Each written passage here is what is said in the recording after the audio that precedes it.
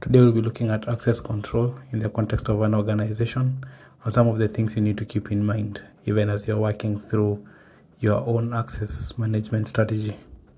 As it currently stands, the two main ways of dealing with access management is role-based access management and attribute-based access management.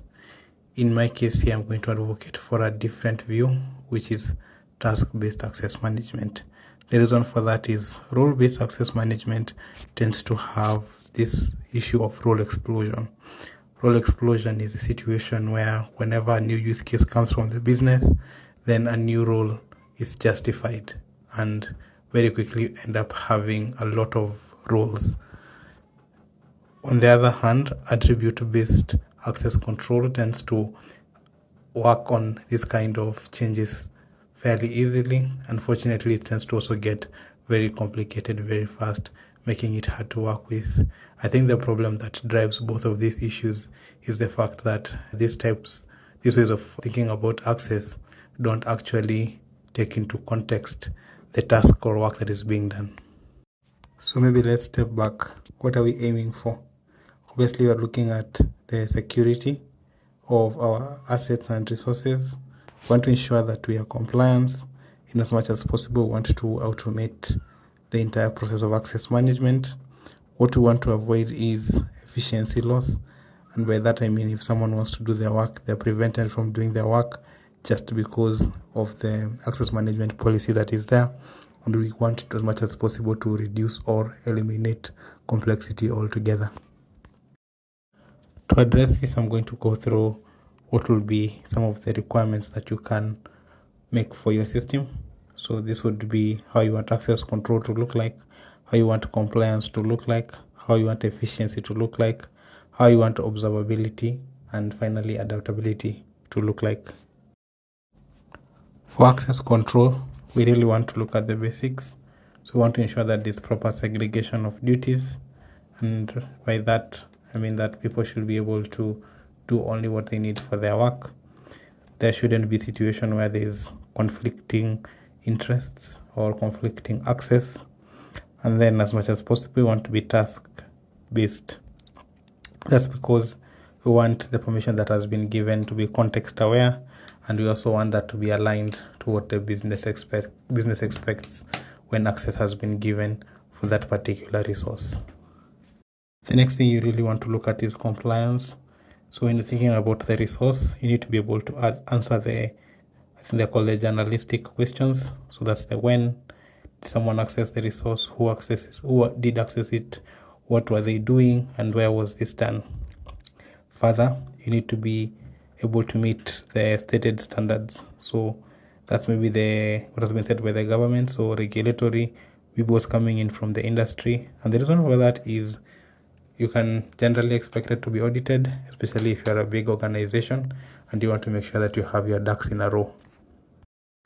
Now, even if you are able to meet all the compliance and business needs, you do need to think about the employees, and the employees in your organization want to continue doing their work. That means that they don't want to have to stop so that you can come in and do the setup, or whenever someone new has come in, they don't want there to be some kind of manual intervention, because that means downtime, and that's not good for employees.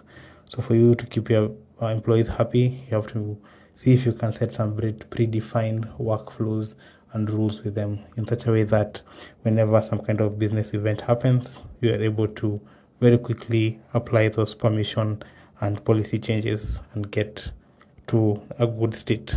In this way, you remain adaptable to business changes. So then the next thing that you care about is observability. So even if their permissions are working well, you really want to be able to kind of take a peek into that.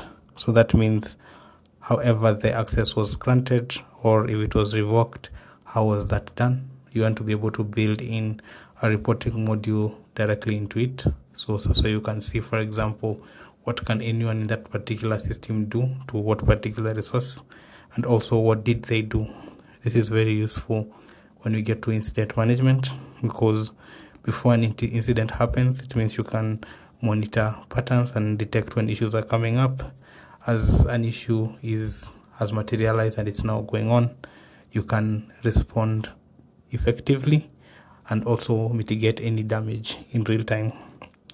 After the incident has been mitigated, then you are able to get to a situation where you can improve in the future and you can present reporting on the event after in a way that is accurate. I've already mentioned adaptability, but the idea is you really want to be adaptable to changes that happen both within the business process. So if there's any change to how the current workflows are done, you want to be able to change that, to change your own access management system very quickly. Also changes that might happen to the resources. So if, let's say, a resource is deleted, if you had a folder structure and the folder is deleted, you need to be able to work through that very, very quickly. Also, it needs to be compatible with any existing investments. So it shouldn't be that existing IT technology and infrastructure needs to be changed or built again from scratch just to support the new access management system that you are bringing into play. So now you're going to look through how implementation might look like. So you're going to go through some key concepts, the permission hierarchy, and how scalability and adaptability might look like.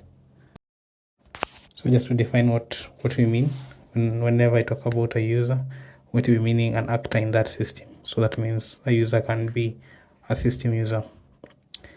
Rules are really just a set of permissions. They're usually based on responsibility, and when you have many of them together, you can address them as a group. A resource is typically the subject of the access management system, so it can be an object, a data, or a system, and we normally attach an ACL to it. That just means access control list. Okay, so now when it comes to the permission hierarchy, there are certain things you want to think about.